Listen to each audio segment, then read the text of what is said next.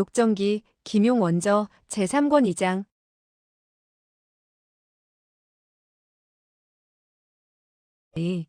거금을 뜯어내다.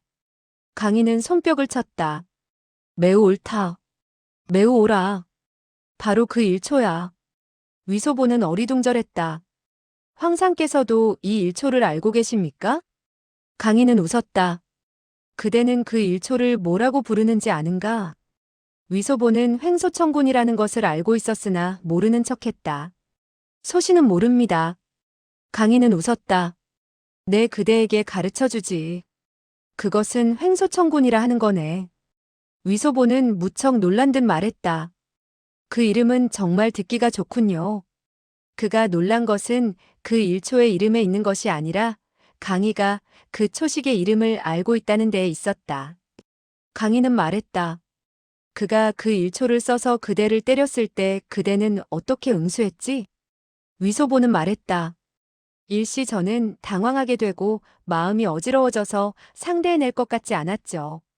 그런데 벼랑간 황상께서 저와 무공을 겨루었을 때 펼쳐낸 지극히 교묘한 초식이 떠오르더군요. 그 초식으로 황상께서는 저를 황상의 머리 위로 날려보내지 않았습니까? 그 1초에 대해서 황상께선 무당파의 무공으로 선악소령이라고 하셨죠? 강인은 크게 기뻐서 부르짖었다. 그대가 나의 무공을 사용하여 그 횡소천군이라는 1초를 깨뜨렸단 말이지. 위소보는 말했다. 바로 그렇습니다.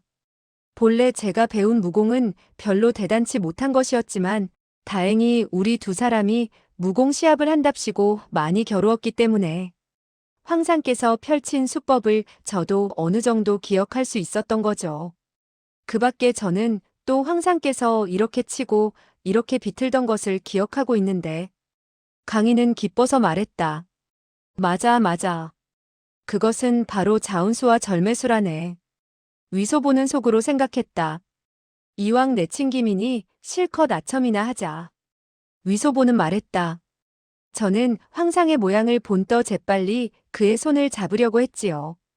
잡긴 잡았는데 힘이 부족하고 잡은 부위가 정확하지 못했습니다. 그리하여 그자가 왼손으로 힘주어 떨치게 되자 그만 놓치고 말았답니다. 강인은 말했다. 애석하군, 애석해. 내 그대에게 가르쳐주지. 마땅히 이곳 회종과 외관의 두 혈도 사이를 잡아야 한다네. 그렇게 된다면 그는 어떻게 하더라도 떨쳐버릴 수가 없다네. 그러면서 그는 손을 뻗쳐 위소보의 손목을 잡았다. 위소보는 힘주어 몇 번 떨쳐보았으나 과연 황상의 손을 떨쳐버릴 수 없었다. 위소보는 말했다.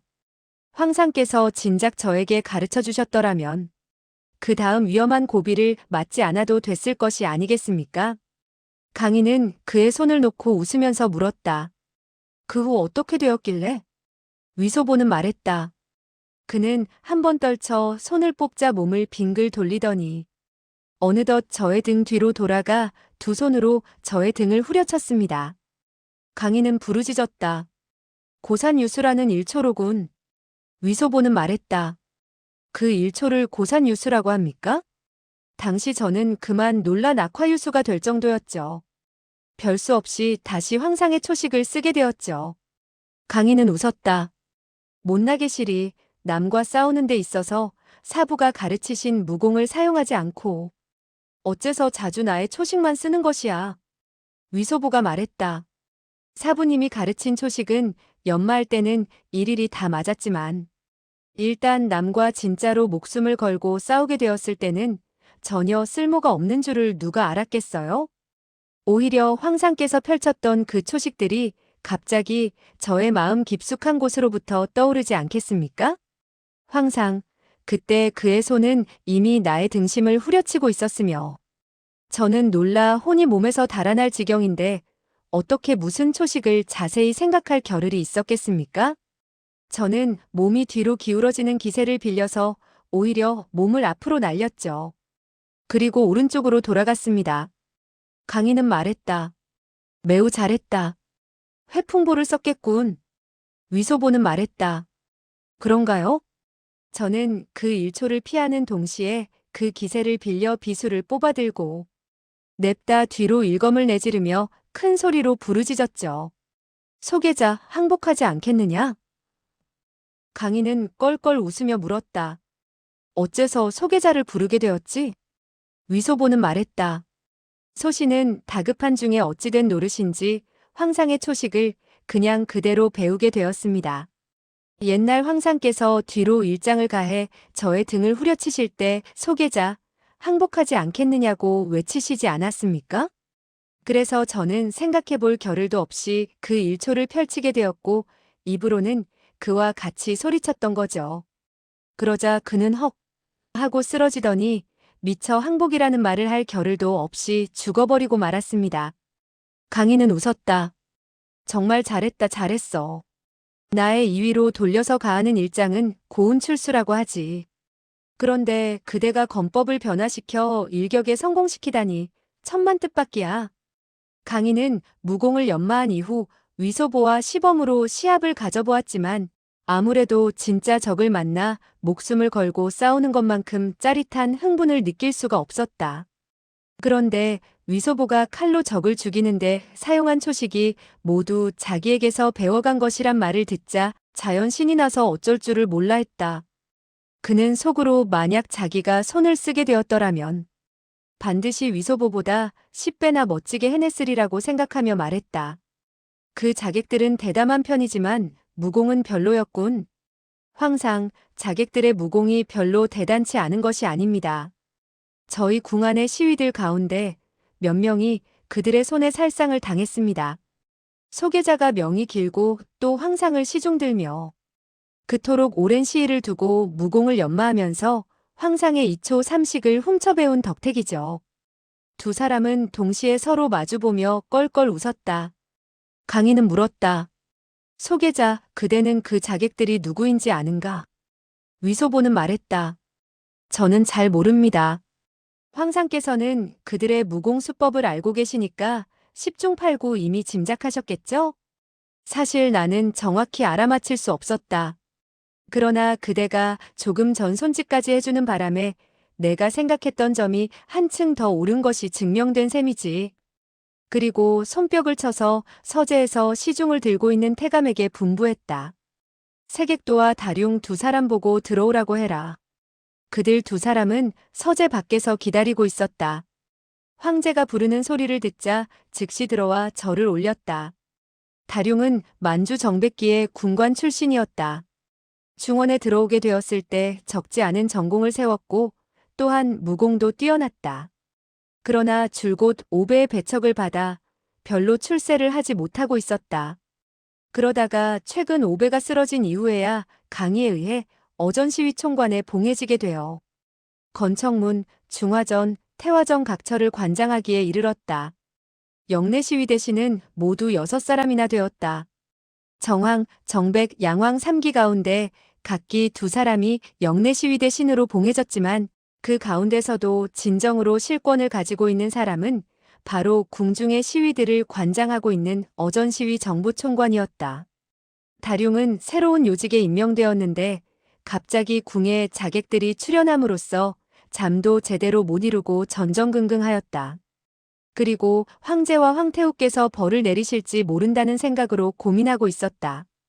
강인은 그의 두 눈이 붉게 충혈되어 있는 것을 보고 물었다. 사로잡은 자객들은 모두 신문을 끝냈소? 다룡은 말했다. 황상께 아래입니다. 사로잡은 자객은 모두 3사람이나 됩니다. 소신이 나누어 신문을 했는데 처음 그들은 한사코 말하려 하지 않았으나 이윽고는 형벌을 견뎌내지 못하고 실토하게 되었는데 과연 평서왕 5~3개의 부하들이었습니다. 강인은 고개를 끄덕이고 음하는 소리를 냈다. 다룡은 다시 입을 열었다. 반역도들인 자객들이 버리고 간 무기 위에도 평서왕부라는 글자가 새겨져 있었습니다. 격살된 반역도가 입고 있는 내의에도 평서왕의 표시가 있었습니다. 어젯밤 궁으로 들어와 소요를 일으켰던 반역도들은 증거가 확실합니다. 바로 5~3개의 부하들입니다. 설사 5~3개가 파견한 것이 아니라 하더라도 그와 관계가 있는 것이 분명합니다. 강인은 세객도에게 물었다. 그대도 살펴보았는가? 세객도는 말했다. 반역도들의 무기와 내일을 소신도 모두 조사해 보았습니다. 그리고 다 총관이 기록한 반역도의 공초도 확실히 그와 같이 인정하고 있었습니다. 강인은 말했다. 그 무기들과 네이들을 나에게 가져와 보여주게. 다룡은 대답했다. 예. 그는 황제가 나이는 비록 어리지만 매우 똑똑하다는 사실을 알고 있었다. 이 일은 중대하기 때문에 그는 이미 여러 가지 증거물을 보따리에 싸서는 신복 부하인 시위에게 안고 서재 밖에서 기다리게 하고 있었다. 그는 나가서 물건을 가지고 들어왔다. 그리고 보따리를 풀어 탁자 위에 놓고 즉시 몇 걸음 뒤로 물러섰다. 청나라는 100번을 싸운 끝에 천하를 얻었고 황제들은 하나같이 무공의 통달에 있었기 때문에 본래 무기를 꺼리지 않았다. 그러나 서재에서는 신하가 황제 앞에 무기를 드러낼 수 없었으며 무척 삼가야 하는 일로 알려져 있었다. 그렇기 때문에 다룡은 조심스럽게 먼저 뒤로 물러났던 것이었다. 강인은 다가가 칼들을 들고 살펴보았다. 한 자루의 칼자루에 대명산의 관총병부라는 글자가 새겨져 있었다. 강인은 빙그레 웃으며 입을 열었다. 수작을 부리려다가 오히려 졸렬한 면을 드러내게 되었군. 일부러 농간을 부린다는 것이 그만 지나치게 되어 사람으로 하여금 의심을 일으키게 만들고 말았군. 이어서 강인은 세객도에게 말했다. 오삼계가 사람을 궁 안으로 보내 윗사람을 해쳐 죽이려고 할 때는 물론 오래전부터 계획을 세웠어야 할 것이며 또한 치밀하게 그 계획을 짜야 하지 않겠느냐? 그런데 칼을 얼마든지 쓸 수 있는데도 왜 하필이면 글자가 새겨진 무기를 사용했느냔 말이다. 또 어떻게 이와 같이 칼들을 떨어뜨리게 된다는 사실을 생각하지 못했단 말이냐? 강인은 고개를 돌리고 위소보에게 물었다. 소계자, 그대가 죽인 그 반역도는 어떤 초식을 썼다고 했지? 위소보는 말했다. 그의 일초는 횡소천군과 다른 일초는 고산유수를 썼죠. 강인은 다룡에게 말했다. 그것은 어떤 무공인가? 다룡은 만주의 귀족이었지만 각 문파의 무공에 대해 아는 것이 무척 많았다. 황산께 아래입니다. 그것은 아마도 운남, 모광부의 무공 같습니다. 강인은 손뼉을 치며 말했다. 맞다 맞아. 다룡, 너의 견문은 꽤나 넓구나. 황상께서 칭찬해 주시니 황공합니다. 강인은 말했다. 그대들도 잘 생각해 보시오. 오삼계가 만약 사람을 궁 안으로 보내 사람을 찔러 죽이려 한다고 하더라도 결코 그의 아들이 북경에 있을 때 그와 같은 짓을 저지르지는 않았을 것이오. 자객들은 아무 때나 올 수 있는데 하필이면 그의 아들이 조정의 모습을 드러낸 이 며칠 동안 그와 같은 짓을 시키냔 말이오? 이것이야말로 의심스러운 점이 아니겠소? 그리고 오삼계는 용병술에 뛰어나고 이를 처리함에 있어서 매우 치밀하오. 그런데 반역도들을 궁 안으로 들여보내 이를 처리함에 있어서 사람의 수가 너무 적고 무공 또한 별로 대단치 못했소. 그래서는 성공하기 어렵다는 것을 분명히 알면서 그와 같은 짓을 하는 것이 무슨 소용이 있겠느냔 말이오? 이것은 오삼계의 성격과도 맞지 않으니 이야말로 둘째 의심스러운 일이외다. 그리고 설사 그가 사람을 파견하여 나를 찔러 죽이려 한다 해서 그에게 무슨 이득이 있겠소? 설마하니 그가 군사를 일으켜 반란이라도 도모하겠다는 것이오? 그가 만약 반란을 일으키겠다면 어째서 아들을 북경까지 보낸단 말이오? 이야말로 자기 아들을 우리에게 보내 목을 자르게 하는 짓이 아니고 또 무엇이겠소? 이것이 바로 셋째로 수상한 점이외다. 위소보는 먼저 방위로부터 오삼계를 모함에 빠뜨리려는 계책에 관해 듣고 정말 큰 묘책이라고 느꼈었다. 그런데 이제 강희의 분석을 듣고 보니 곳곳에 빈틈을 드러내고 있는 것이 아닌가. 위소보는 탄복하여 연신 고개를 끄덕였다. 강희는 말했다. 그대들도 다시 생각해 보시오. 만약 자객이 오삼계가 파견한 사람들이 아닌데도 평서왕부의 무기를 휴대하고 있었다면 그것은 어떤 의도이겠소? 자연히 그를 모함하고 해치겠다는 뜻이 아니겠소. 오삼계는 우리 대청나라를 도와 천하를 평정하는데 무척 큰 공을 세웠소. 그를 미워하고 꺼려하는 자 또한 적지 않은 것도 사실이요. 그러니 도대체 이 한때의 반역도들을 그 누가 지시했는지 반드시 다시 신문을 가해 알아보도록 하시오. 다룡은 말했다. 황상께서는 잘 성찰하셨습니다. 만약 황상께서 자세히 지적하시고 이끌어주시지 않았더라면 소신들은 멍청하여 속임수에 넘어가 그만 죄 없는 사람에게 억울한 누명을 씌울 뻔했습니다. 강인은 그 말을 받았다. 죄 없는 사람에게 억울한 누명을 씌운다고? 후후후. 세객도와 다룡은 황제가 더 분부할 말이 없는 것을 알아채고는 즉시 머리를 조아리고 밖으로 나갔다. 강인은 위소보에게 말했다. 소계자, 그 횡소천군과 고산유수라는 이초를 내가 어떻게 알았는지 짐작해 보게나. 위소보는 속으로 가슴이 두근거리는 것을 느끼며 말했다. 그렇지 않아도 매우 이상하게 여기던 참입니다. 황상께서는 어떻게 아셨죠? 강인은 말했다. 오늘 이른 아침 나는 많은 시위들을 불러서 그들에게 어제 자객과 격투한 사정을 물었지. 그리고 자객들이 펼친 무공수법을 알아보니 몇 수가 바로 금영나라 목시 집안의 무공 초식이 아니겠는가? 그대는 생각해보게. 목시 집안은 본래 대대로 운남성에서 왕노릇을 해왔네. 그런데 우리 청나라가 천하를 차지한 이후 운남을 오삼계에게 내주게 되었으니 목시 집안에서 어찌 분개하지 않겠는가?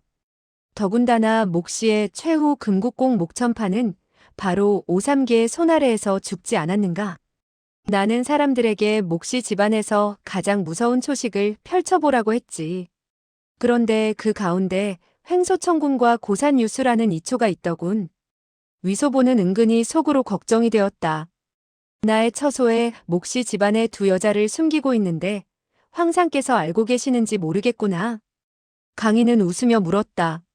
소계자, 그대는 부자가 되고 싶지 않은가? 위소보는 부자라는 말에 대뜸 정신이 들어 근심 걱정을 깡그리 잊어버리고 싱글벙글 입을 열었다. 황상께서 부자가 되지 말라면 감히 부자가 될 수 없지만 황상께서 부자가 되라 하시면 소계자로서는 감히 부자가 되지 않을 수 없죠. 강인은 웃었다. 좋아. 내 그대로 하여금 부자가 되도록 해주지. 그대는 이 옷과 검 그리고 자객의 몸에서 벗겨낸 네이와 자객의 공초를 모조리 가져다 한 사람에게 갖다 주게나. 그러면 그 사람은 크게 한 미천을 떼어줄 것일세. 위소보는 순간 어리둥절했으나 즉시 깨닫고 부르짖었다. 오응웅. 강인은 웃었다. 그대는 매우 총명하군. 이제 가보게나. 위소보는 말했다. 오응웅이라는 녀석은 이번에야말로 크게 운수대통한 것입니다. 그야말로 그의 전 가족의 목숨은 황상께서 내리신 것과 다름이 없게 되었습니다. 강인은 말했다. 그대는 그에게 무슨 말을 할 생각인가? 위소보는 말했다. 저는 그에게 이오가야 황상께서는 만리 밖을 내다보고 계시며 그대들 부자 두 사람이 운남에서 무슨 짓을 하든지 황상께서는 모르시는 일이 없다라고 말하겠습니다. 그리고 그대들이 반란을 일으키지 않은 것도 황상께선 똑똑히 알고 계시지만 흐흐흐 만약에 어떤 다른 뜻을 품게 되면 황상께서도 똑같이 알아차릴 것이다라고 말해주겠습니다. 그리고 제기랄 너희 부자 두 사람은 역시 고분고분하게 있는 게 좋을 것이다라고 말해주죠. 강인은 껄껄 소리내어 웃었다. 하하, 그대는 정말 눈치도 빠르고 영악해. 말하는 소리들이 거칠기 이를 데 없군. 하지만 내 마음에 쏙 들어. 제기랄, 너희 부자 두 사람은 고분고분하게 있으라고. 하하하. 위소보는 황제가 한마디의 제기랄이라는 상소리를 자기한테 배운 데 대해서 흐뭇하게 여기고 껄껄 소리내어 웃었다. 그리고는 칼과 옷가지를 안고 서재를 나와 자기의 거실로 되돌아갔다. 그가 자물통을 열려고 했을 때 갑자기 등 뒤에서 한 차례 격렬한 아픔이 전해졌다. 그리고 가슴이 답답해지면서 구역질이 올라왔다. 억지로 문을 따고 방 안으로 들어가 의자 위에 앉아 가쁜 숨을 몰아쉬었다. 목건병은 물었다. 그대는 몸이 불편하신가요? 위소보는 말했다. 꽃도 부러워할 그대의 아름다운 모습을 대하게 되자 몸이 한결 개운해졌는걸. 목건병은 웃었다. 저희 사저야말로 수화폐월의 용모라고 할 수 있지만 저의 얼굴에는 한 마리 자라나 그려져 있으니 꼴사나워 죽을 지경이죠 뭐. 위소보는 그녀가 우스갯소리를 하는 것을 듣고 즉시 기분이 좋아져서 웃었다. 그대의 얼굴에 어째서 조그만 자라가 생기게 되었지? 아, 알았다. 착한 누이 그대의 얼굴이 광채가 나고 매끄러운가 하면 희고도 반짝반짝하여 바로 거울과 같다고 할 수 있지. 그렇기 때문에 한 마리의 작은 자라가 있게 된 거야. 목건병은 그 말을 이해할 수 없다는 듯 물었다. 그건 어째서 그런가요? 위소보는 말했다. 그대는 누구와 함께 잠을 잤지? 그대의 얼굴은 마치 한쪽의 거울과 같으니 자연 그 사람의 모습을 비추어 줄 것이 아니겠어. 따라서 얼굴에 한 마리의 작은 자라가 생겨났겠지. 방이는 뾰로통한 어조로 말했다. 쳇, 그대 자신이 이리 와서 보시지. 그러면 소군주의 얼굴에 정말 그와 같은 조그만 자라가 생길지도 모르지. 위소보는 말했다. 내가 만약 들여다보게 된다면 훌륭한 누이의 얼굴에는 멋진 나리의 모습이 나타나겠지. 세 사람은 한동안 웃었다. 방이는 말했다. 이봐요. 우리가 어떻게 해야 이 궁을 빠져나가죠? 그대가 방법을 강구해봐요. 위소보는 이 며칠 동안 곳곳에서 남에게 떠받들리게 되자 한결 기분이 좋았다. 그런데 자기의 처소로 돌아오면 외롭고 무료해지는 것을 금할 수 없었다. 그런데 갑자기 방이와 목건병이란 두 젊은 소저가 함께 있어주니 남에게 발각될 위험은 있었지만 그녀들과 이대로 헤어진다는 것이 여간 아쉽지 않다는 생각이 들었다. 그리하여 그는 말했다. 천천히 방법을 강구하기로 합시다. 그대들이 이 방문 밖으로 한 걸음만 내딛게 된다면 즉시 사람들에게 잡히고 말 것이요. 방이는 나직이 한숨을 내쉬고 물었다. 어젯밤 궁 안으로 들어온 가운데 몇 명이 죽고 몇 명이 잡혔는지 모르겠군요. 그리고 난을 당한 사람들의 이름이 어떻게 되는지 그대는 알고 있나요? 위소보는 고개를 가로저었다. 모르오. 그러나 그대가 관심이 있다면 내가 그대 대신 알아보도록 하지. 방이는 나직이 말했다. 고마워요. 위소보는 그녀와 만난 이래 한 번도 그녀가 이토록 겸손하게 말하는 모습을 본 적이 없는지라 속으로 의아함을 금치 못했다. 목건병은 말했다. 알아봐야 할 것은 유가라는 사람이 평안무사하게 빠져나갔는가 하는 것이에요. 위소보는 물었다. 유가라고? 유머라는 인물이지. 그는 우리 사형이에요. 이름은 유일주라고 하죠. 그는 우리 사저가 마음에 두고 있는 사람이기도 하죠. 그러니. 벼랑간 그녀는 hit하고 웃음을 터뜨렸다. 방이가 그녀의 겨드랑이를 간질러 다음 말을 못하도록 만든 것이다. 위소보는 아하며 알았다는 듯이 말했다.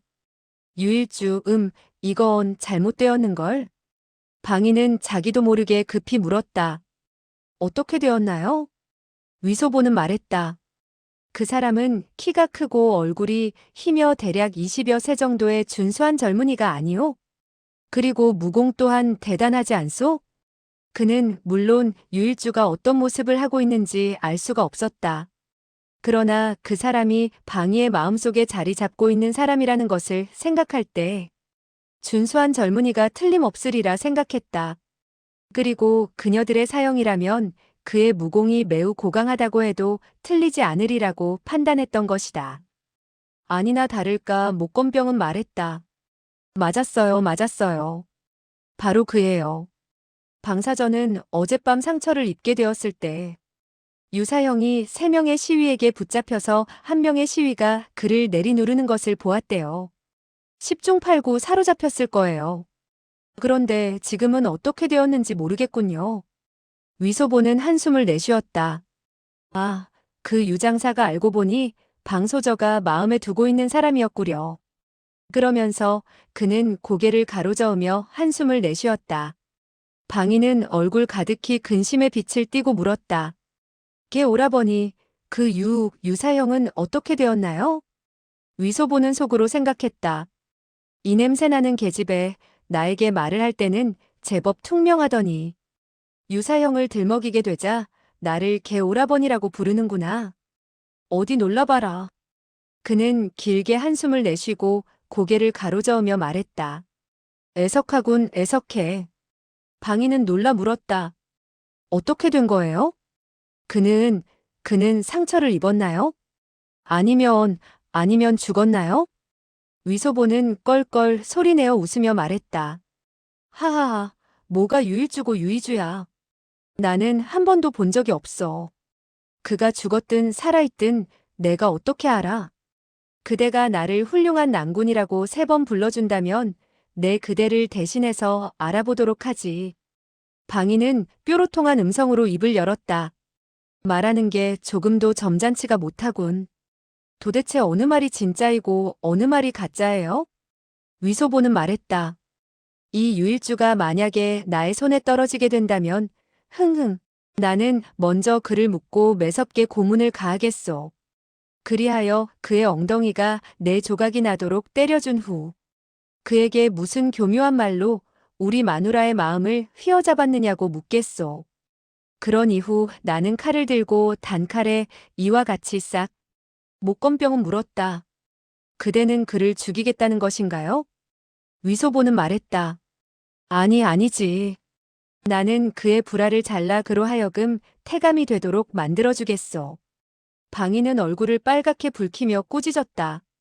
그저 터무니없는 소리만 짓거리는군. 위소보는 말했다. 그대의 유사형은 10중 8구 잡혔을 것이요.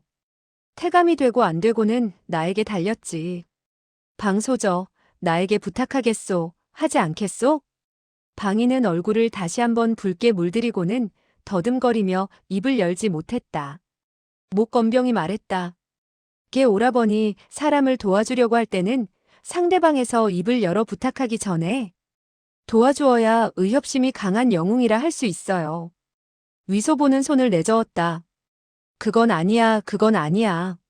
나는 남이 나에게 부탁하는 것을 가장 듣기 좋아한다고. 더욱이 훌륭한 지아비니 다정한 지아비니 하고 다정하게 불러준다면 나는 더욱더 그 사람을 위해 일을 할 때 신이 나게 돼. 방이는 잠시 망설이다가 입을 열었다. 게 오라버니, 훌륭한 오라버니, 제가 부탁을 드리죠.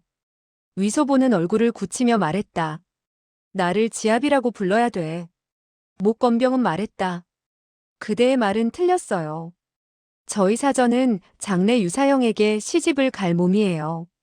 그러니 유사형이야말로 그녀의 지아비가 되는 것인데 그녀가 어떻게 그대를 지아비라 부를 수 있겠어요? 위소보는 말했다. 안 돼. 그녀가 유일주에게 시집을 가게 된다면 나는 그야말로 크게 질투를 하여 초 항아리를 뒤엎어 놓은 것보다 더욱 시큼한 냄새를 풍기고 말 테야. 목건병은 말했다. 유사형은 좋은 사람이에요. 위소보는 말했다. 그대가 그를 좋아하면 좋아할수록 나는 더욱더 질투를 하게 되고 더욱 많은 질투를 하게 되지. 아이쿠. 질투를 하다가 너무 지나쳐서 내 자신이 초항아리가 되는 것이 아닌지 모르겠군. 하하하. 크게 웃은 다음 그는 보따리를 안고 처소를 나섰다. 그리고 문을 잠갔다. 이어 그는 4명의 태감을 불러 말을 타고 북경에 있는 오흥웅의 처소로 향했다. 그는 말등에서 연신 오른손을 휘둘러대며 부르짖었다. 빡빡빡 빡빡빡. 4사람의 태감은 그 뜻을 알지 못했다. 그들로서는 개공공이 성지를 받들어 부자가 되러가는 길이니 자연히 운남의 오씨 집안을 상대로 빡빡 긁어먹으려고 하는 속셈을 알 수가 없었다. 오흥웅은 칙사가 왔다는 말을 듣고 재빨리 마중을 나왔다. 그는 위소보를 대청으로 모셨다. 위소보는 말했다. 황상께서는 나에게 어떤 물건을 그대에게 보여주라고 분부하셨소. 소왕야, 그대는 담이 크오, 아니면 작으오? 오흥웅은 말했다. 비직의 담은 가장 작은 편이라 놀라운 일에는 견뎌내지 못한답니다. 위소보는 일순 어리둥절해졌으나 웃으면서 말했다. 그대는 놀라운 일에 견뎌내지를 못한다고? 그러나 하는 일은 대담하기 이를 데 없던 걸. 오응웅은 말했다. 공공의 뜻을 비직은 잘 모르겠으니 아무쪼록 분명히 말씀해 주시기 바랍니다. 어젯밤 강친왕부에서 그는 스스로 불초라고 칭했다. 그런데 오늘 위소보는 바로 성질을 받들고 온몸이었고 또 위소보가 기고만장해하는 양을 보고 은연중 뭔가 잘못되었다는 점을 눈치채고 자기 자신을 비직이라고 칭하게 된 것이다. 위소보는 말했다. 어젯밤 그대는 모두 몇 명의 자객을 궁 안으로 들여보냈소? 황상께서 나보고 여쭈어 보라고 합디다. 어젯밤 궁 안에서 자객 소동이 있었다는 사실을 오응웅은 이미 소식을 들어 알고 있었다. 그런데 갑자기 위소보로부터 그와 같은 질문을 받게 되자 깜짝 놀라 즉시 두 무릎을 꿇고 천정을 향해 연신 큰절을 하며 말했다. 황상께서 저희 부자에게 태산과 같은 은혜를 입혔습니다. 소신의 부자는 바로 소와 말이 된다 하더라도 황상의 은전에 보답할 수 없을 것입니다. 소신 오삼계와 오응웅 부자는 기꺼이 황상께 충성을 바치다 죽겠으며 결코 두 마음을 품지 않겠습니다. 위소보는 웃으며 말했다. 일어나시오, 일어나시오. 천천히 절을 해도 늦지 않소.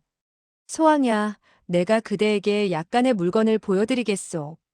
그러면서 그는 보따리를 풀고 탁자 위에 벌려놓았다.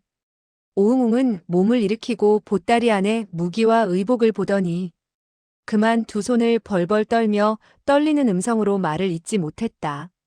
이건. 오응웅은 공초받은 기록을 살펴보았다. 그 위에는 명명백백하게 자객이 평서왕 오삼계의 명령을 받아 궁 안으로 들어와 오랑캐 황제를 죽일 결심을 했으며 오삼계를 주군으로 세우려고 작정을 했다는 말이 적혀 있는 것이 아닌가. 오응웅은 혼비백산하지 않을 수 없었다. 그는 두 무릎을 꿇고 앉아 말했다. 고옹, 이것은 결코 진짜일 수가 없습니다.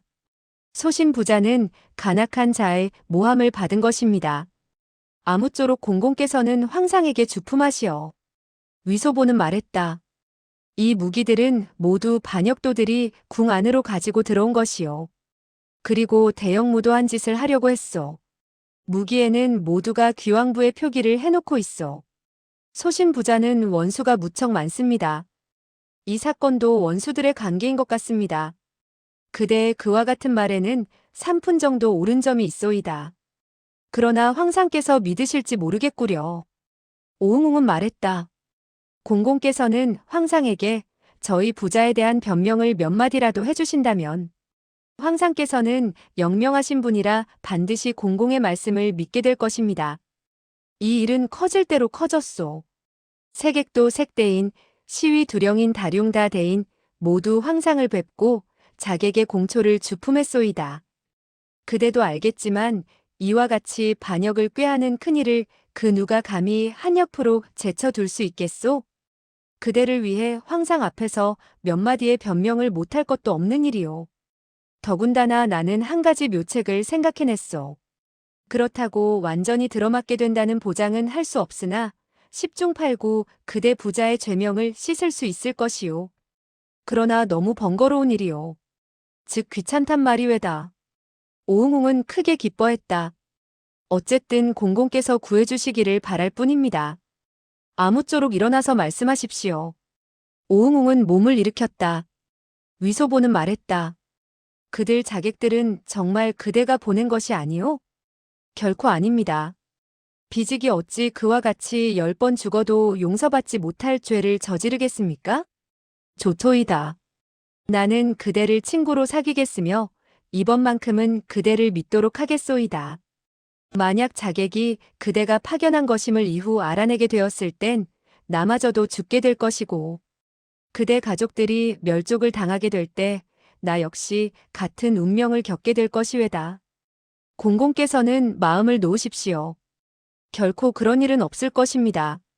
그럼 그대가 볼 때 그 반역도들은 누가 파견한 것 같소? 오응웅은 생각해보더니 말했다. 저희 부자의 원수들은 무척 많습니다. 일시에 추측하기 어렵군요. 그대가 나에게 황상 앞에서 변명을 해달라고 한 이상. 어쨌든 원수의 이름쯤은 될 수 있어야 황상께서도 믿으실 게 아니겠소? 그렇죠, 그렇죠. 가친께서는 대청나라를 위해 천하를 도모하신 분이라 소멸당한 반역자들이 적지 않은 편입니다. 예를 들자면 이자성의 잔당이나 전 명나라 당왕 또는 개왕의 잔당 그리고 운남목씨 집안의 잔당을 들 수 있죠. 그들은 마음속으로 원한을 품고 있기 때문에 반란 같은 것을 곧잘 해낼 것입니다. 위소보는 고개를 끄덕였다. 이 자성의 잔당이나 운남목가의 잔당이라고 하는 그 사람들의 무공수법이 어떤 것이오? 그대가 나에게 몇 수 가르쳐 주시오. 그러면 내가 황상에게 펼쳐 보이겠소. 그리고 어젯밤 내가 친히 보았는데 자객이 사용한 것이 바로 그와 같은 초식임에 틀림없다고 말씀드리겠소. 오응웅은 크게 기뻐 재빨리 말했다. 공공의 그와 같은 계략은 정말 멋지군요. 하지만 비직은 무공에 대해서 아는 것이 많지 않으니 수하들에게 물어보지요. 공공 잠시 앉아 계십시오. 비직이 즉시 갔다 오겠습니다. 그는 인사를 한 후 총총히 안으로 들어갔다. 잠시 후 그는 한 사람을 데리고 들어왔다. 이는 바로 그의 수하시종의 우두머리인 양익지였다. 어젯밤 위소보는 그를 도와 700냥의 은자를 따도록 해주었다. 양익지는 앞으로 나와 위소보에게 인사를 했는데 얼굴에는 우려의 빛을 띠고 있었다. 아마도 오응웅이 그에게 사정을 이야기한 모양이었다. 위소보는 말했다. 양형 걱정할 것 없소이다. 어젯밤 그대가 강친왕부에서 무공을 연마하는 등 크게 솜씨를 보였고 적잖은 문무대신들이 친히 보지 않았소. 해서 결코 그대가 궁 안으로 들어가 자객짓을 했다고 보는 사람은 없을 것이오. 나도 그대를 위해 증인이 되어줄 수 있소이다. 양익지는 말했다. 네. 공공 감사합니다. 그런데 간악한 자의 모함이 무섭습니다. 양익지는 위소보를 곁눈질한 후 다시 말했다. 세자께서 말씀하시길 공공께서는 공평하게 일을 처리하시며 황상 앞에 나가시어 우리들을 위해 변명을 해주겠다고 하셨다니 그야말로 우리들의 대은인입니다. 평서왕에게는 너무나 많은 원수들이 있습니다. 각자의 무공수법은 매우 복잡한데 다만 모광부의 무공은 독특하게 일가를 이루고 있어 매우 쉽게 알아볼 수 있습니다. 위소보는 말했다. 애석하게도 일시 모광부의 사람을 찾을 수가 없군. 그들로 하여금 몇 수 초식을 펼쳐 보이도록 했으면 좋으련만